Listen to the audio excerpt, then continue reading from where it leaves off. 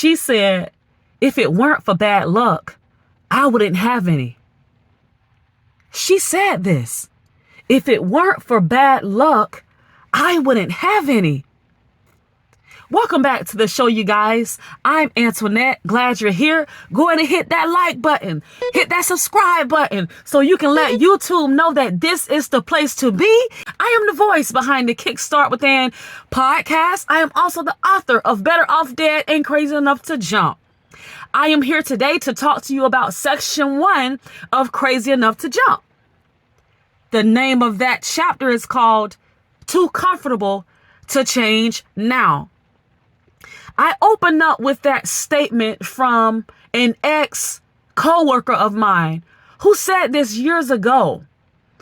She would complain and complain about her life. Like every time I seen her, she had a complaint.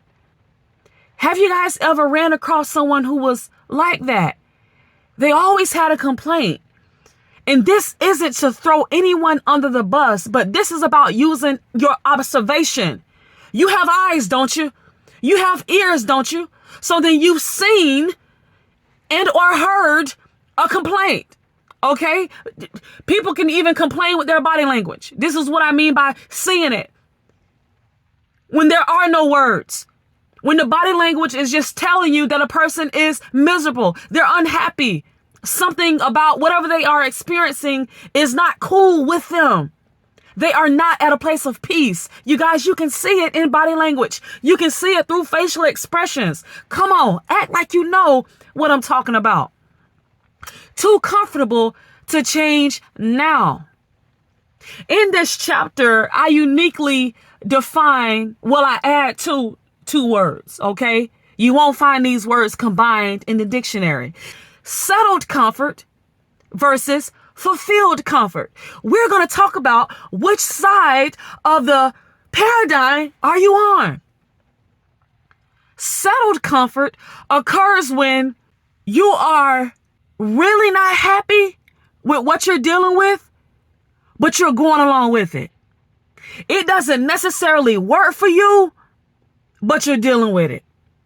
You can actually despise a situation, even a relationship. But for the time being, you're just going to remain quiet. You're just going to deal with whatever's coming your way because at this time, you really don't know what you can do to change anything. So you're just going to deal with it. This is what it means to be settled in that comfort. In the previous video, I used an example of an abused woman. And I want you to go with me now. Think about a woman who has been physically abused by her husband. The first time that he inflicts her physically, it's a big deal. She's crying. And then he apologizes. He takes her out to dinner, buys a gift, books a trip, has amazing sex with her. She hasn't forgot it, but because of what he's done, she's willing to sweep it under the rug. All to be hit again within the next few months, if not the next few weeks. Some people get hit within a matter of days. Now, from the outside looking in, if anyone knows about this abused woman, they may tell her, you need to get out of that situation. I don't see how you're dealing with that. Someone else will love you. Someone else will love you and those kids. Why don't you pack up and start over? Meanwhile, they're not willing to open their doors to this woman. Meanwhile, her self-esteem is shot. She doesn't have a high school diploma. She doesn't really know what skills she has. She's just been a stay-at-home mom. Doesn't really know anything else. Perhaps she's financially dependent on this man. She doesn't like it. She's not happy about being assaulted by her husband. Nevertheless, because she feels like her options are few and far in between, she decides to stay. This is an example of settled comfort. Settled comfort can apply to various aspects of life. Let's talk about career. You can be within a career where the money's really good, but the time constraint is really throwing your life off. It's causing ruckus and chaos within your home. You really can't be who you're supposed to be to your spouse, to your children, or maybe you are responsible for an aging parent. Maybe you're responsible for a sibling who may have some medical issues, and you really can't tend to the things that you really care about. However, the money's good. So in order to keep the money flowing in, even though it's too much pressure, you decide to settle with that. The manager or the supervisor keeps telling you, pump you up. Well, we don't have anybody like you. We don't know how this company is running without you. Yet they haven't raised your pay. The money's good, but the money isn't fantastic. You decide to stay. But I want you to remember this. If you passed away tomorrow, that job would replace you.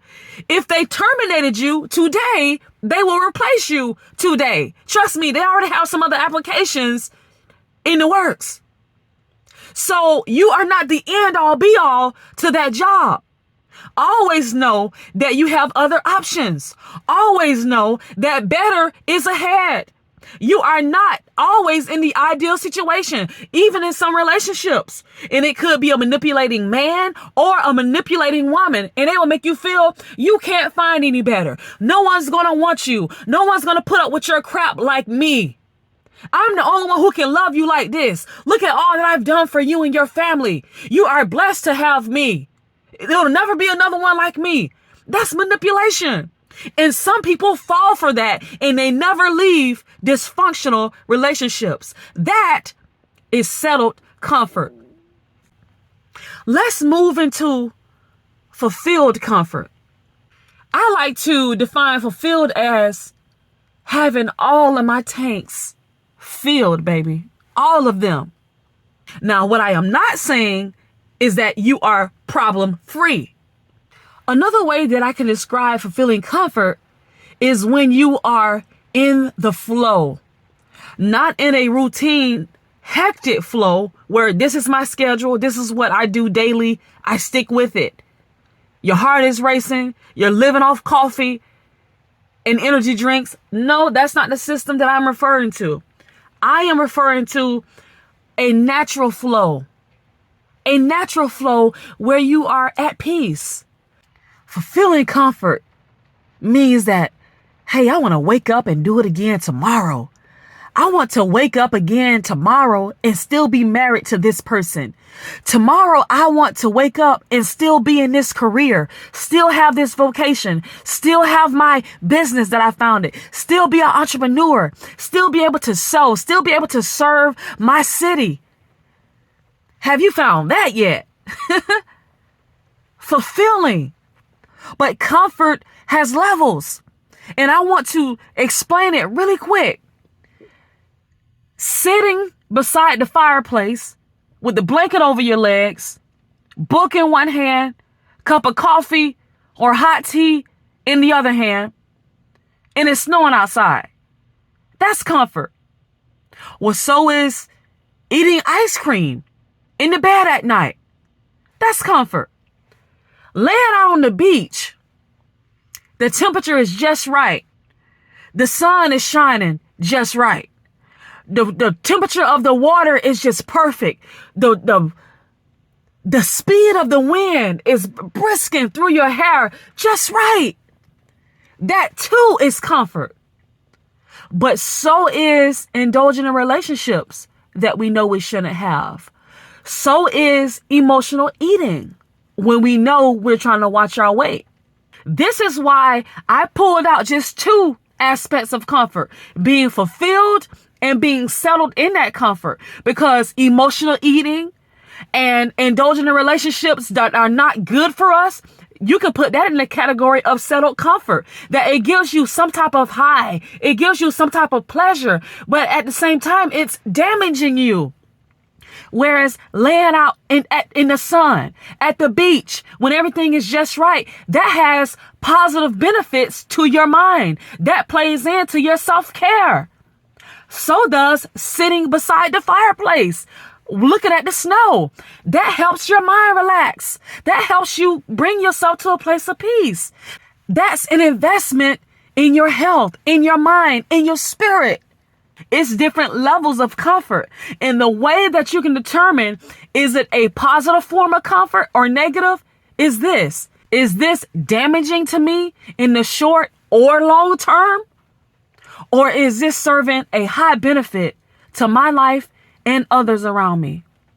I hope this message has been so impactful to you. I hope that you see comfort in a different way, where you're able to remove the things out of your life that are damaging you, that are sending you to an early grave. If you are sitting under abuse, if you are engaging in activities, even overeating, emotional eating, and it has dire effects to your health, I'm calling you today and I'm asking you, make a better choice. Understand that the deck of cards are in your hand, and at any given moment, you can make a different change that can put you on a better path. We've come to the end of the ledge. Will you choose to be settled, or will you choose to be fulfilled?